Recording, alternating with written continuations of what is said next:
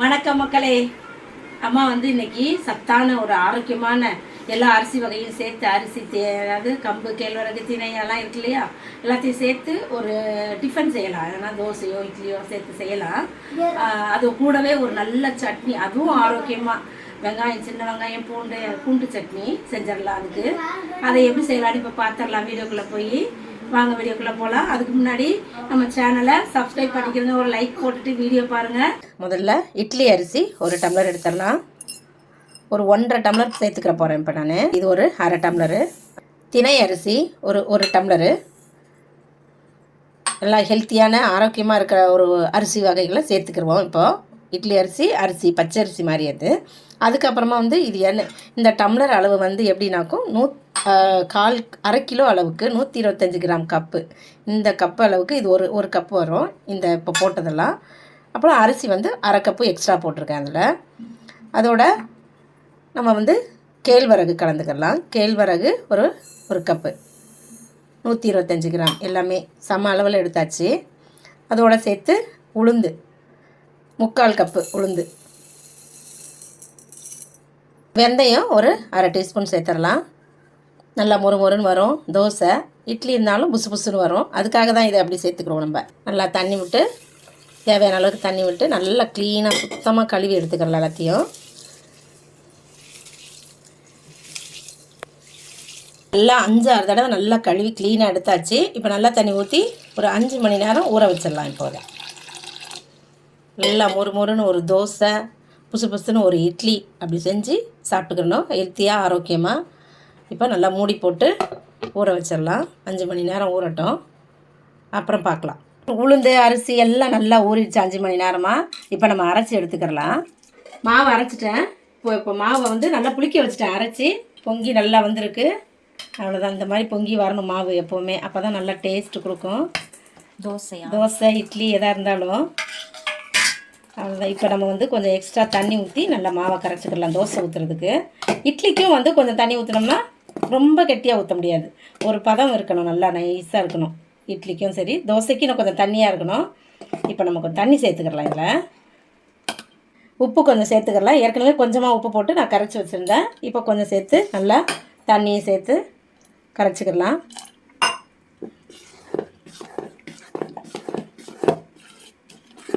நல்லா கரைச்சிட்டு இப்படி இருந்தால் தோசை ஊற்றுறதுக்கு நல்லாயிருக்கும். இப்போ மாவு இருக்கட்டும், நம்ம சட்னி ஒன்று ரெடி பண்ணிக்கலாம். சூப்பராக ஒரு புது விதமான புதினா சின்ன வெங்காயம் போட்டு ஒரு பெரிய சட்னி செஞ்சு சாப்பிடலாம். பெரிய சட்னி எல்லாம் ரெடி பண்ணி வச்சுருக்கேம்மா.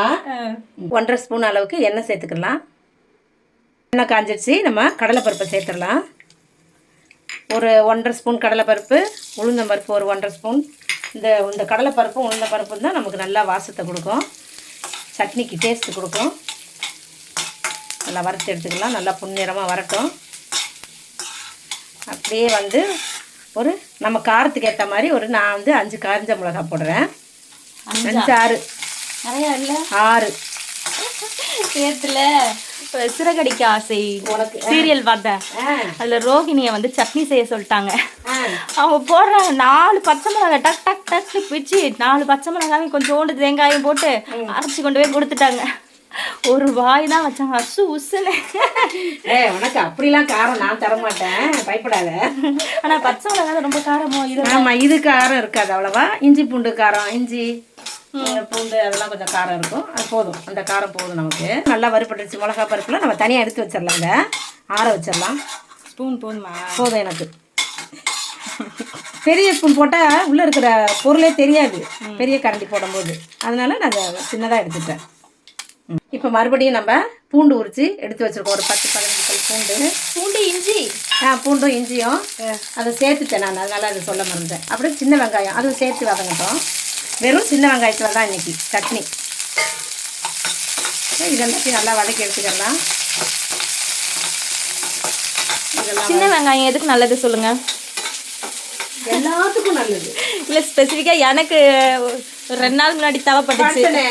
என்னன்னு பார்த்தா பல்லு வலிக்குதுன்னுச்சு. இந்த சோஃபியா பயங்கரமாக பல்லு வலி அழுது படிச்சுட்டு அழுதுருச்சு. அப்புறம் நானும் உடனே ஃபோன் எடுத்து இல்லை கிராம்பு வச்சா வலி விட்டுரும். ஆமாம். அதையும் தாண்டி வலிக்குதுன்னு சொல்லிடுச்சு. அப்புறம் நான் தேடினா சின்ன வெங்காயத்தை பல்லில் ஒரு வெங்காயத்தை எடுத்து கட் பண்ணி பல்லில் வச்சு கடிச்சுக்கணுமா.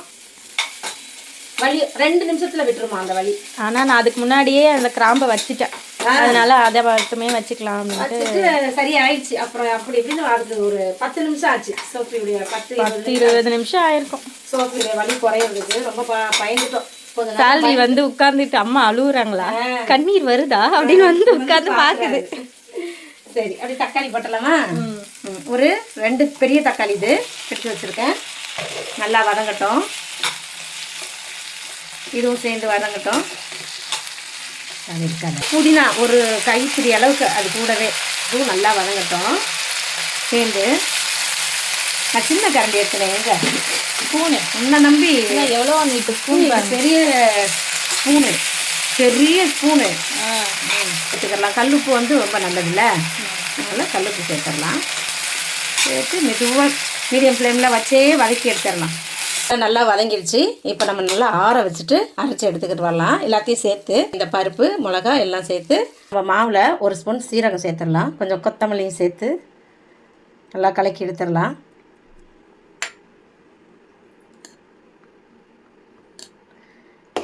சட்னி நல்லா அரைச்சிட்டு வந்தாச்சு. இப்போ நம்ம ஒரு சின்ன பவுலுக்கு மாற்றிடலாம். அதை இப்போ பவுலில் சேர்த்துட்டு தாளிப்பு கொடுத்துக்கலாம். அதுக்கு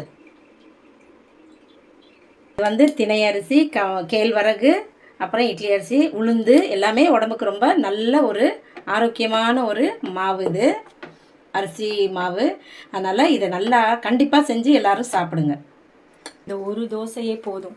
ஒரு நல்ல மாவு நிறைய, ஒரு ஆளுக்கு ஒரு தோசை, நல்லா குண்டா தோசை சுட்டுருக்கேன் அம்மா. அடுத்தது வேணா உனக்கு மெலிசா சுட்டு தரேன். கொஞ்சம் நல்லா எண்ணெய் ஆற்றிக்கிறலாம்.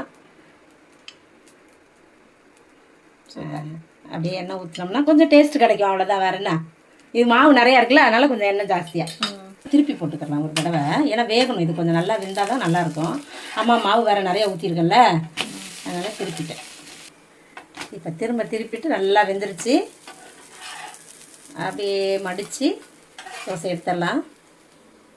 இது அப்படியே இந்த சட்னியை மேலே தடவி சாப்பிட்டா சூப்பராக இருக்கும். அடுத்த தோசை உனக்கு சுட்டு தரேன் அந்த மாதிரி. இப்போ சின்னதாக ஊற்றுறேன்னா மெலிசாக ஊற்றி தரேன் உனக்கு. போதும் இவ்வளோ. பாரு எப்படி மெலிசா வரப்போகுது பாரு. கொத்தமல்லி சீரகம் எல்லாம் இடிக்குது, போட்டதில்ல சுத்தம் போதில்ல, இடிக்குது. சூப்பரா. அப்படியே எண்ணெயை கொஞ்சமாக ஆற்றிட்டு நல்லா வெந்துருச்சு. அவ்வளோதான். இப்போ அப்படியே நம்ம என்ன பண்ணணும், மடிப்பு போட்டு முருன்னு இருக்குது பார்க்குறதுக்கு. அப்படியே பிளேட்டுக்கு மாற்றிடலாம். ஷார்ட் அண்ட் ஸ்வீட்டாக வந்து தோசைக்கல்லே தாளிச்சிட்டேன். ஓகே, சூப்பரான ரொம்ப ஆரோக்கியமான தோசை ரெடி ஆயிடுச்சு. இப்போ நம்ம சாப்பிட்லாம். நல்லாயிருக்கு பார்க்கவே. அப்படியே இப்படி சட்னியை தொட்டு முதல்ல வாய்க்குள்ள வைப்போமா?